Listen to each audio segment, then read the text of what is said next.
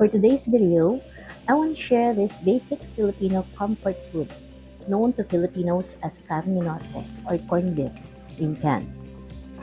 Wash, cut, and dice the potatoes and put it in the frying pan with a little bit of oil. Put salt and pepper and cook until all the water are soaked up.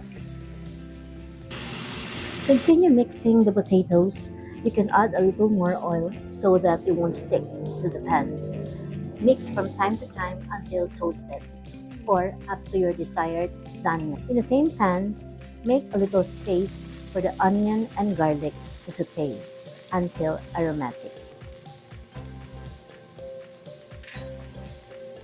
Add the canned corned beef and cook well. You can add more salt and pepper according to your level of preference. Filipinos can feed the whole family with 1 can of corned beef with potatoes as extenders. Thank you for watching. Enjoy and love. See you around on my next video. Hindi ako si ate na